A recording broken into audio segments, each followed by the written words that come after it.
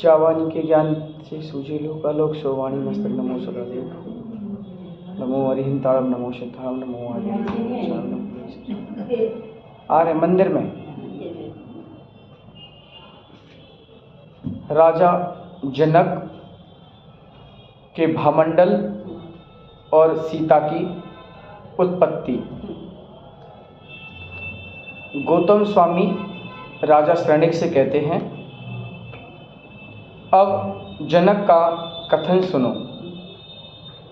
राजा जनक की रानी विदेहा को गर्व रहा। एक देव की अभिलाषा हुई कि रानी के बालक हो तो मैं हर कर ले जाऊं। तब शरणिक ने पूछा, हे नाथ, उस देव की ऐसी अभिलाषा क्यों हुई? ऐसी भावना क्यों हुई? मैं उसको सुनना चाहता हूँ। तब गौतम स्वामी राजा शरणिक से कहते हैं, हे राजन, चक्रपुर नगर में चक्रध्वज राजा, उनकी रानी मनस्विनी, उनकी पुत्री चित्तोत्सवा, वह कुमारी पाठशाला में पढ़ती और राजा का पुरोहित ध्रुमकेश, उसकी स्त्री स्वाहा, उसका पुत्र पिंगल, वह भी उस पाठशाला में पढ़ रहा था। राजा की लड़की और ये पिंगल दोनों वहाँ पढ़ते थे स्कूल में, एक पाठशाला में। पुरोहित का पुत्र, उस नगर के पुरोहित का पुत्र और राजा चक्रध्वज उसकी पुत्री अर्थात उसकी राजकुमारी चित्तोत्सवा, दोनों एक पाठशाला में पढ़ते थे। जहाँ राजा चक्रपुर का चक्रध्वज उसकी पुत्री चित्तोत्सवा और पुरोहित ध्रुमकेश उसका पुत्र पिंगल, दोनों का मन मिल गया, तो इनको विद्या की प्राप्ति नहीं हुई। कहा गया है, जिसका मन काम बाण में लग जाए उसको विद्या और धर्म की प्राप्ति नहीं होती है। पहले स्त्री पुरुष का सत्संग होता है, उन्हें प्रीति होती है, प्रीति से परस्पर अनुराग बढ़ता है, उन्हें विश्वास होता है, तब विकार उत्पन्न होता है। जैसे हिंसा आदि 5 पापों से अशुभ कर्म बनते हैं, ऐसे ही स्त्री सत्संग से काम वासना उत्पन्न होती है। वह पुरोहित ध्रुमकेश का पुत्र पापी पिंगल उस राजा की पुत्री चक्रध्वज की चित्तोत्सवा को हर कर ले गया। जैसे कीर्ति को अपयश ले जाए, जब दूर देशों में लेकर चला गया, तब कुटुंब के लोगों ने जाना, अपने प्रमाद के कारण वह चित्तोत्सवा को हर कर ले गया। दूर देश चला गया लेकर। जैसे अज्ञान सुगति को हरे, वैसे वह पुरोहित का पुत्र पिंगल उस राजा की राजकुमारी चित्तोत्सवा को ले गया। परंतु धन के बिना शोभा नहीं, ऐसे लोभी धर्म बिना तृष्णा से नहीं शोभिते। वह पिंगल विदग्ध नगर में गया, वहाँ अनेक राजाओं का गमन नहीं, वह निर्धन नगर के बाहर एक कुटिया बनाकर रहा। उस कुटिया में कोई किवाड़ नहीं, और यह अज्ञानी लकड़ी घास आदि को इकट्ठा कर बाजार में बेचकर अपना पेट भर लिया करता। तो राजा की लड़की थी, कहाँ चली गई घास के? दरिद्रता के कारण वह स्त्री अपना पालन पोषण महाकठिनता से पूरा करता है। वहाँ का राजा प्रकाश सिंह और रानी प्रवरावली उनका पुत्र राजा कुंडल मंडित, वह उस पुरोहित की स्त्री चितोत्सवा को देख शोषण, वो राजी हो गया। संतापन, उच्चाटन, वशीकरण, मोहन, ये काम के 5 बाणों से पागल हो गया। उसने रात्रि में दूती को भेजी। वह दूती उस राजा चक्रपुर नगर के चक्रध्वज राजा की पुत्री चितोत्सवा को राजभवन में ले आई। जैसे राजा सुमुख के भवन में दूती वनमाला को ले गई थी, राजा कुंडल मंडित चितोत्सवा सहित सुख से भोगे। वह पिंगल लकड़ियों का बोझा लेकर घर आया, तब चितोत्सवा को भी नहीं देख महादुखी हुआ और वियोग से रोने लगा। किसी जगह सुख शांति मिली, चक्र समान घूमता रहा, लेकिन वह चितोत्सवा उसे नहीं मिली।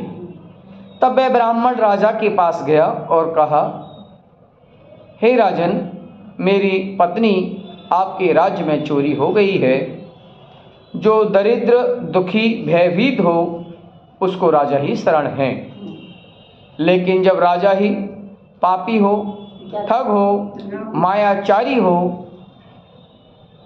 उसने मंत्री को बुलाकर झूठ मूठ कहा कि इनकी स्त्री को कोई चुराकर ले गया है, शीघ्र आप इनकी सहायता करो और उसको ढूंढ कर लाने में मदद करो। देर नहीं करना। तब एक सेवक ने आंखों से इशारा करते हुए झूठ मूठ कहा कि हे देव, मैंने इस ब्राह्मण की स्त्री को ओदनपुर के मार्ग में किसी व्यक्ति के साथ जाती हुई देखी थी, सो आरिकाओं के पास तप करने को तैयार थी। इसीलिए हे ब्राह्मण, तू उसे लाना चाहे तो शीघ्र ही जा, देर मत करना। उसका अभी दीक्षा लेने का समय नहीं है। यौवन अवस्था रूपवान स्त्री के गुणों से पूर्ण, ऐसा जब झूठ कहा, तब ब्राह्मण उनकी ओर दौड़ कर गया।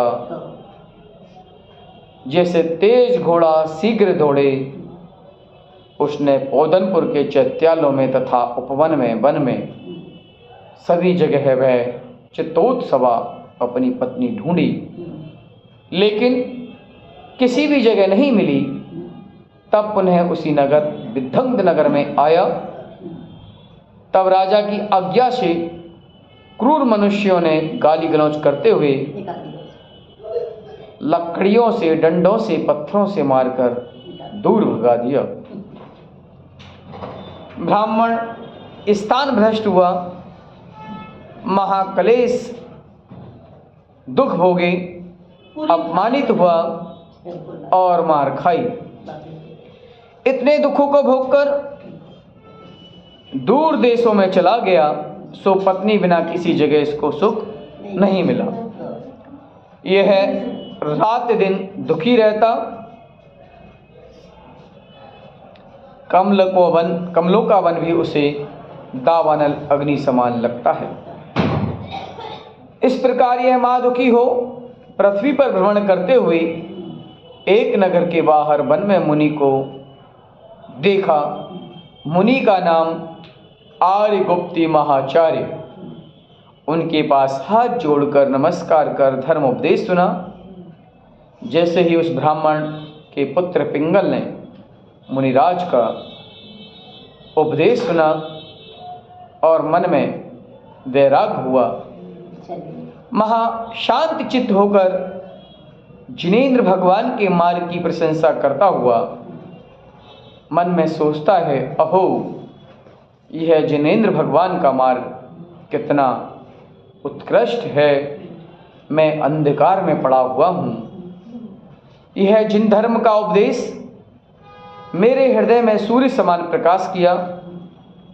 मैं अब पापों का नाश करने वाला जो जिन शासन है उसका शरण लेता हूँ। मेरा मन और तन वियोग रूपी अग्नि में जल रहा है, सो मैं शीतल करूं। तब यह गुरु की आज्ञा से वैराग को पाकर परिग्रह छोड़ दिगंबर दीक्षा धारण की। पृथ्वी पर विहार करता हुआ नदी पर्वत शमशान वन उपवन में निवास कर तब से शरीर का शोषण किया। वर्षा काल में अति वर्षा हुई तो भी मन में दुखी नहीं किया। शीतकाल में शीतल वायु से इसका शरीर कंपायमान नहीं हुआ। गर्मी के समय सूर्य की ताप्तमान किरणों से भी व्याकुल नहीं हुआ। इसका मन वियोग रूपी अग्नि से जला हुआ था। वह जिन वचन रूपी जल की तरंगों से शीतल हुआ। तपस्या से शरीर अधजले वृक्ष के समान हो गया। इस तरह से पिंगल ने अपना जीवन सफल कर लिया। विदम्धपुर का राजा कुंडल मंडित की कथा सुनो अब। राजा दशरथ के पिता अनिरण्य अयोध्या में राज करते हैं। सो विदम्धपुर का राजा कुंडल मंडित पापी गढ़ के बल से राजा अनिरण्य के देश को कष्ट पहुंचाता है। जैसे कुशील पुरुष मर्यादा नष्ट करते हैं, ऐसे यह उनकी प्रजा को बाधा करता है। राजा अनिरण्य के बहुत देश सो कुंडल मंडित ने कई देश उजाड़ दिए। जैसे दुर्जन गुणों को उजाड़े, राजा के बहुत से सामंतों को भी मारा। जैसे कोई कसाई जीवों को मारे और योगी कषायों का निग्रह करे, ऐसे कुंडल मंडित ने अनिरण्य से विरोध कर अपने नाश का उपाय किया। यह राजा अनिरण्य के आगे रंक है, फिर भी गढ़ के बल से पकड़ा नहीं गया। जैसे चूहा बिल्ली में बैठ जाए तो शेर भी क्या करे। महाराजा अनिरण्य को रात दिन चिंता से चैन नहीं पड़ता। आहार आदि शरीर की क्रिया भी बिना मन से करते हैं। तब बालचंद्र सेनापति राजा को चिंतावान देख पूछता है कि हे नाथ, आपको चिंता का कारण क्या है। राजा ने कुंडल मंडित का वृत्तांत कहा। तब वह सेनापति बालचंद्र राजा अरण्य से कहता है, आप निश्चिंत रहो, उस पापी कुंडल मंडित को बांधकर मैं आपके निकट ले आऊंगा। तब अनिरण्य राजा ने उस बालचंद्र सेनापति को वहां से विदा किया। बालचंद्र अपनी चतुरंग सेना को लेकर राज्य कार्य से रहित प्रमाद से भोगों में सेना को चित्त राज कार्य से रहित सेनापति गया।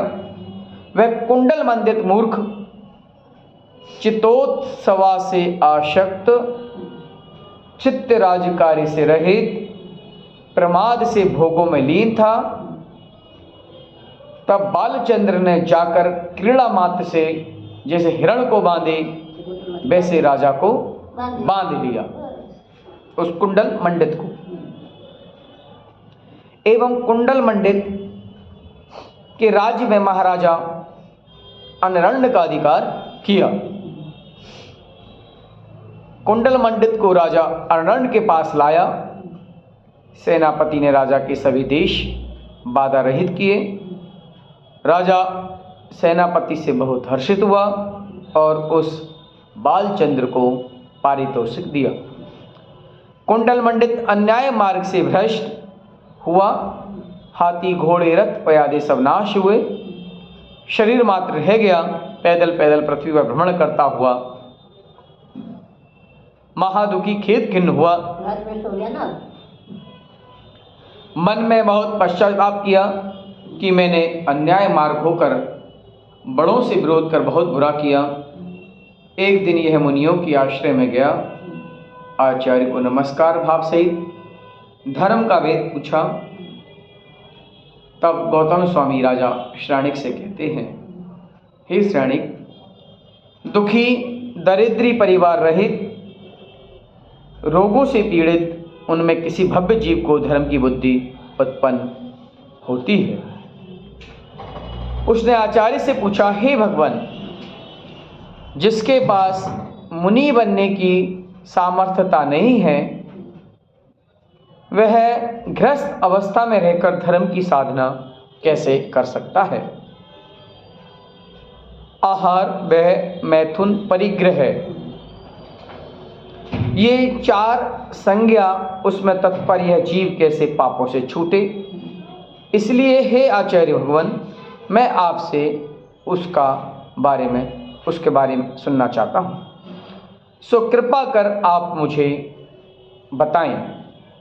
तब गुरु कहते हैं, धर्म दयामयी है। ये सब प्राणी अपनी निंदा कर गुरु के पास आलोचना करके पापों से छूटते हैं। तुम अपना कल्याण चाहते हो तो शुद्ध कर्म की प्राप्ति करो। जो हिंसा का कारण महापाप कर्म, रजवीर से उत्पन्न हुआ जो मांस, उसका त्याग करो। सभी संसारी जीव मरने से डरते हैं, उनके मांस से अपने पेट को भरते हैं। वह पापी नरक में निसंदेह जाएंगे। जो मांस का भक्षण करते हैं और नित्य स्नान करते हैं, उनका स्नान भी व्यर्थ है। अनेक प्रकार के दान, पूजा, उपवास आदि क्रिया भी मांस खाने वाले को नरक से नहीं बचा सकती है। इस जगत में सभी जाति के जीव पूर्व जन्म में इस जीव का कोई ना कोई बंधु हुए हैं। इसलिए जो पापी मांस का भक्षण करते हैं वे अपने परिवार का ही भक्षण करते हैं। जो दुष्ट निर्दयी पशु पक्षियों को, मृग आदि को मारते हैं, मिथ्या मार्ग में भ्रमण करते हैं, मधु मांस के भक्षण से महाकुगति में जन्म लेते हैं। मांस वृक्ष एवं भूमि से उत्पन्न नहीं होता है। जैसे कमल की उत्पत्ति बिना पानी के नहीं होती, उसी प्रकार मांस की उत्पत्ति किसी जीव के द्वारा नहीं हो सकती, अर्थात होती है। दुष्ट जीव निर्दयी पक्षी, मृग, मत्स्य आदि को मारकर मांस उत्पन्न करता है। श्रेष्ठ जीव दयावान उसका भक्षण नहीं करते हैं। जिनके दूध से शरीर की वृद्धि होती है, ऐसे गाय, भैंस, बकरी उनके मृतक शरीर का भक्षण करते हैं एवं मार मार कर भक्षण करते हैं, या उनके बच्चों का भक्षण करते हैं। वे लोग अधर्मी, महानीच, नरक निगोद के अधिकारी हैं। जो दुराचारी मांस भक्षण करते हैं वह माता पिता, पुत्र, मित्र, भाई आदि सबको ही भक्षण करते हैं। चित्रा पृथ्वी के नीचे भवनवासी और व्यंतर देवों के निवास हैं और मध्यलोक में भी हैं। जो दुष्ट कर्म के करने वाले जीव कसा सहित तापसी वन पंचाग्नि तप करते हैं, वे मिथ्यात्व सहित नीच देवों में उत्पन्न होते हैं। अधोलोक में प्रथम ही रत्न प्रभा पृथ्वी के 3 भाग, ये गुरु उपदेश है, कुंडल मध्य को गुरु उपदेश कर रहे हैं। हाँ, उनमें खर भाग, पंख भाग में वनवासी और व्यंतर देवों के निवास हैं, और अबाहुल भाग में पहला नरक, उनके नीचे 6 नरक और हैं। ये 7 नरक 6 राजू में हैं। बहुत बड़ा हो गया नरक का पोर्शन। 14 राजू में 6 राजू तो खाली नरक ने ले लिए, बाकी के 8 राजू में मोक्ष है, स्वर्ग है, मध्यलोक है। तो नरक बहुत है, इसका मतलब बहुत बड़े नरक। तो ये कह सकते हैं नरकों में 7 राजू तो नीचे ही है, अनंत अनंत जीव है नरकों में, और क्या, या संख्यात हैं। अनंत अनंत असंख्यात, अनंत से निगोद, निगुद में अनंत अनंत, नरकों में असंख्यात है असंख्यात, देव भी असंख्यात, नारकी भी असंख्यात। और तिरंच भी असंख्यात, तिरंच अनंत अनंत हो गए। हाँ, अनंत अनंत हो गए। और मनुष्य संख्यात 28 अंक प्रमाण, 29 अंक प्रमाण।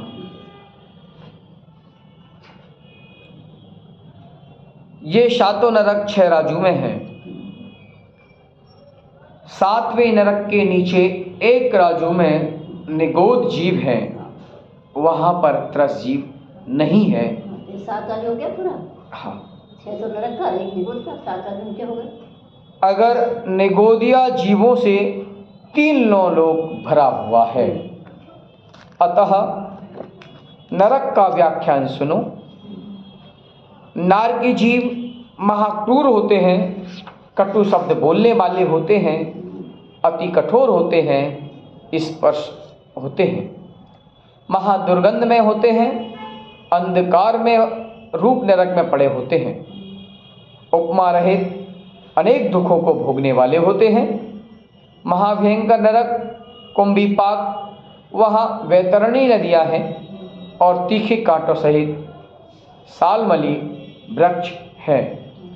तलवार की धार समान पत्ते तीखे हैं, वहाँ दैत्योयमान अग्नि से तपे हुए तीक्ष्ण लोहे की कीलें शाश्वत हैं। ये सब शाश्वत है। वैतरणी नदी शाश्वत है, वृक्ष शाश्वत है, कढ़ाई शाश्वत है, अग्नि शाश्वत है, ये सब के शाश्वत है। मधु, खंबे, उद्या बनाई हुई, ये सब शाश्वत है। मधु मांस के भक्षण करने वाले और जीवों को मारने वालों को उन नरकों में निरंतर दुख भोगना पड़ता है। उन नरकों में आधा अंगुल मात्र भी क्षेत्र सुख का कारण नहीं है। एक पलक मात्र भी नारकी जीवों को दुखों से विश्राम नहीं मिलता है। कोई चाहते हैं कि ये कहीं भागकर छिप जाएं, परंतु जहां भी जाते हैं वहां नारकी मारते हैं। और असुर कुमार के पापी देव बता देते हैं, महा प्रज्वलित अग्नि समान नरक की भूमि में जन्म लेते ही ऐसे विलाप करते हैं जैसे अग्नि में मछली व्याकुल होकर तड़फड़ाती है। भय से दुखी होकर अन्य स्थान जाना चाहें शीतलता के लिए, तो वहाँ नारकी वैतरणी नदी में जल में डाल देते हैं। वह वैतरणी महादुर्गंध खारे जल से भरी तत्तायमान नारकी को दाह उत्पन्न करती है। पुनः वह नारकी शांति के लिए वृक्ष के नीचे जाते हैं तो तलवार की धार की समान वृक्ष के पत्ते शरीर एवं सिर पर गिरते हैं, मानो चक्र और खड़ग आदि से शरीर को काट छेदन भेदन, नाक कान जंगा कान सब अंग काटे जाते हैं। एवं नरक में महाविकराल महादुखदायी हवा चलती है, रुधिर के कण बरसते हैं, यंत्रों में पेलते हैं, क्रूर शब्दों से महाविलाप करते हैं, शालमली वृक्षों पर घसीटते हैं, मुद्गलों से मारते हैं, प्यास की वेदना से जल मांगते हैं, तब उन्हें गरम गरम तांबा गलाकर पिलाया जाता है। उससे शरीर महातप्यमान होता है, तब महादुखी होकर कहते हैं, हमें प्यास नहीं है, हमें जल नहीं पीना है। तब भी जबरन कर नारकियों को पृथ्वी पर पछाड़ कर ऊपर पैर रखकर संडासियों से मुंह फाड़ फाड़ गरम गरम तांबा पिघला हुआ तांबा पिलाया जाता है। उससे कंठ और हृदय भी दग्ध हो जाता है। नारकी जीवों को परस्पर अनेक प्रकार का दुख एवं असुर कुमार देवों के द्वारा करवाया हुआ अनेक प्रकार के महादुखों का वर्णन कौन कर सकता है। इसीलिए नरक के दुखों को सुनकर उन दुखों से बचने के लिए मध मांस मधु का भक्षण नहीं करना चाहिए। ऐसे मुनि के वचन सुन वह उन नरक के धुओं से डरा। वह राजा जो कि कुंडल मंडित था, वह पुनः बोला, हे नाथ, पापी जीव तो नरक के ही पात्र हैं, और जो विवेकी सम्यक दृष्टि जीव श्रावक के व्रत पालते हैं उनकी क्या गति होती है। तब मुनिश्री ने कहा, जो सम्यक दृष्टि दृढ़तापूर्वक श्रावक के व्रतों को पालते हैं वो निश्चित स्वर्ग मोक्ष के पात्र होते हैं, और जो जीव मद मांस मधु का त्याग करते हैं वे कुगति से बचते हैं। जो जीव अवक्ष का त्याग करते हैं वे शुभ गति को पाते हैं। जो जीव उपवास दान आदि नहीं करते हैं परंतु मद्य मांस के त्यागी हैं, जो शील व्रत से मंडित जिन शासन के सेवक श्रावक के व्रत पालते हैं उनका क्या पूछना, वे तो सौधर्म आदि देवों में उत्पन्न होते हैं। अहिंसा व्रत धर्म का मूल है। अहिंसा व्रत से म्लक्ष व चांडाल भी दयावान होकर मधु मांस त्याग कर निर्बल भावों से पापों को छोड़ पुण्य को ग्रहण कर देव व मनुष्य पर्याय को प्राप्त करते हैं। जो जीव सम्यक दृष्टि हैं अणुव्रतों को धारण करते हैं, देवों में महाइंद्र होकर परम भोगों को भोगते हैं और पुनः मनुष्यवन मुनि व्रत को धारण कर मोक्ष प्राप्त करते हैं, ऐसे गुरु के मुख से कल्याणकारी धर्मोपदेश सुनकर यद्यपि कुंडल मंडित अणुव्रत धारण करने में सशक्त नहीं है, फिर भी गुरु को नमस्कार कर मद मांस मधु को त्याग कर सम्यक दर्शन को प्राप्त किया। भगवान की प्रतिमा को एवं गुरु को नमस्कार कर अन्य देश में गया। मन में विचार करता रहा कि मेरा मामा पराक्रमी मुझे दुखी जान अवश्य मेरी सहायता करेगा। मैं पुनः राजा बनकर शत्रुओं को जीतूंगा, ऐसी आशा कर दक्षिण दिशा में जाने को तैयार हुआ। वह अति खेद खिन्न दुख से भरा धीरे धीरे रास्ते में जा रहा है। मार्ग में अत्यंत रोग की वेदना से खिन्न दुख से भरा और सम्यक छूट गया। मिथ्यात्व से मरण हुआ। जिस समय वह कुंडल मंडित के प्राण निकले, वह राजा जनक की रानी विदेहा के गर्भ में आया। उसी समय वेदवती का चित जीव जो चित्तोत्सवा थी वह भी मर के विदेहा के गर्भ में आई। कहा वो पति पत्नी थे पूर्व में? पति पत्नी नहीं थी, वो उसको हरण करके उसके चित्तोत्सवा के कहा उसके प्रति कामोत्सव के भाव थे, और कहा अब वो भाई बहन का रूप धारण करेंगे। कर्मों की विचित्रता तथा तप के प्रभाव से वह वेदवती जो है, वेदवती का वर्णन पहले आ चुका, हमने आगे बताएंगे। अच्छा, तो वह वेदवती का जीव था। वो तो जो है जनक के विदेहा के गर्भ में सीता का जीव धारण करेगी, सीता का रूप। और जो कुंडल मंडित था जिसने मुनिराज से 3 नियम लिए थे मध्य मास मधु का, वह मरण कर उस विदेहा के गर्भ में भामंडल का जीव बनेगा। वेदवती का जीव ही चित्तोत्सवा है। वेदवती उसके पहले थी। चित्तोत्सवा से पहले वेदवती थी, फिर चित्तोत्सवा बनी, फिर सीता बनी। और वह जो पिंगल ब्राह्मण था जो उस चितोत्सवा को वहाँ से हर कर ले गया था उस राजा के यहाँ से पढ़ाई करते हुए, वह मुनि व्रत धारण कर वो ज्योतिषी देव बनेगा, वो ज्योतिष वही हर के ले जाएगा ना। अभी इसका वो नहीं छूटा कर्म का, वो कुछ ना कुछ रह गया थोड़ा बहुत। और वो पिंगल वो बनेगा, कर्म पुनः उसको विजय पर्वत पे विद्याधर बनेगा।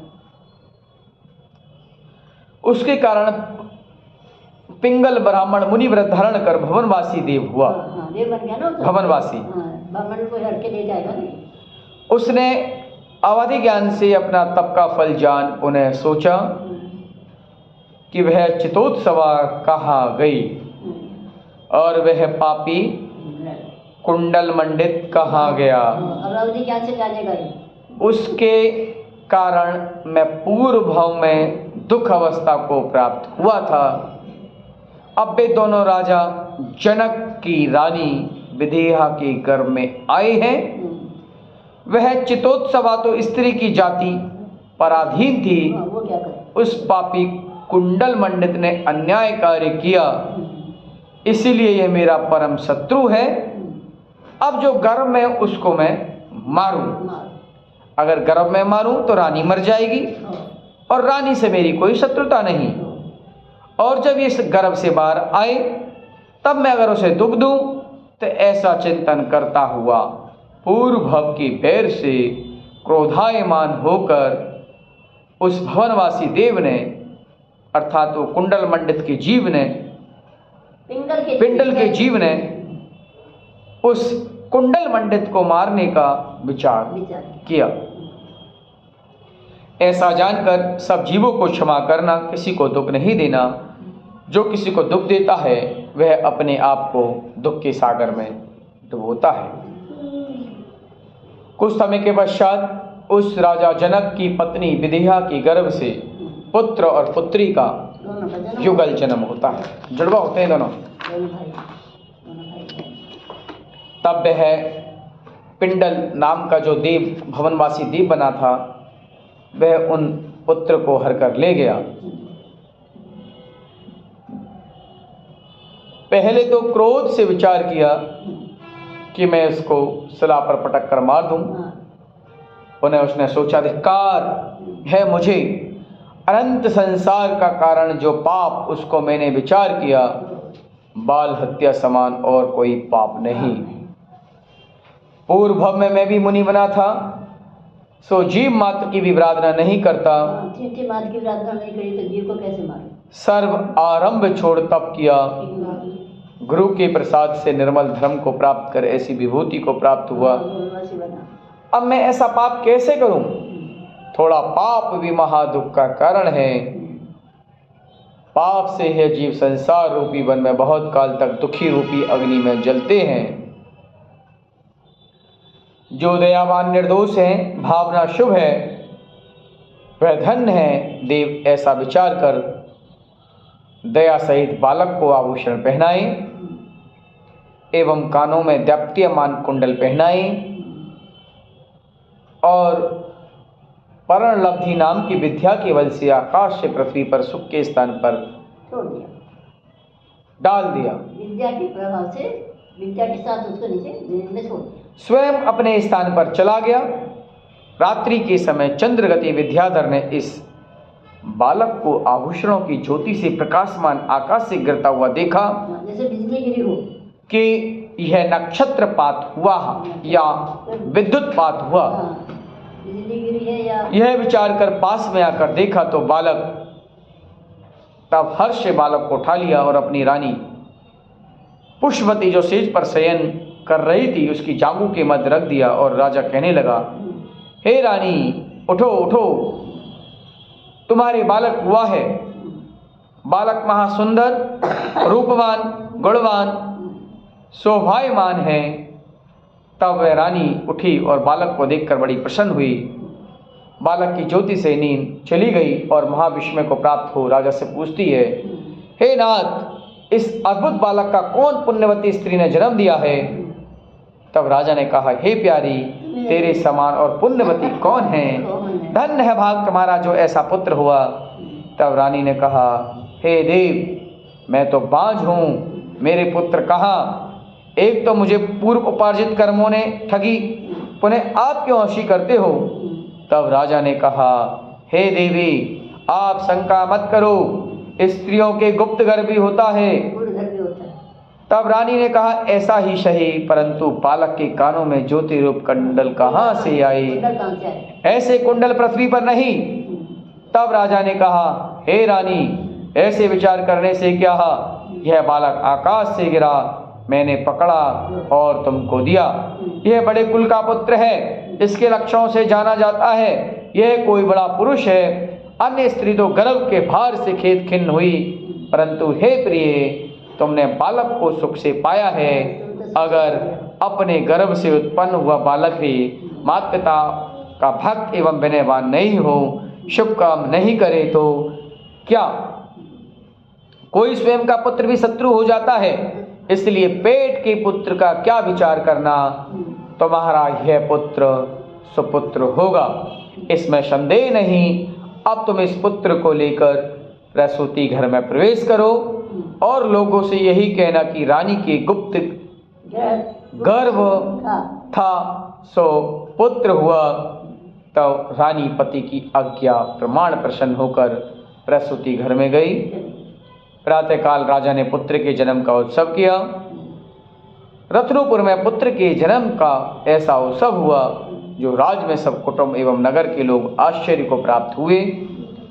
रत्नों के कुंडल की किरणों से मंडित यह पुत्र, तब माता पिता ने राजकुमार का नाम प्रभामंडल रखा एवं पालन पोषण करने के लिए धाय को सौंप दिया। सभी अंतःपुर की रानियां आदि सकल स्त्रियों के हाथ रूप कमल का भ्रमर हुआ। यह बालक सभी लोगों का प्यारा, सबके मन को चुराने वाला है। बालक तो यहाँ सुख से रहता है। इस तरह से ये कथा पूर्ण होती है।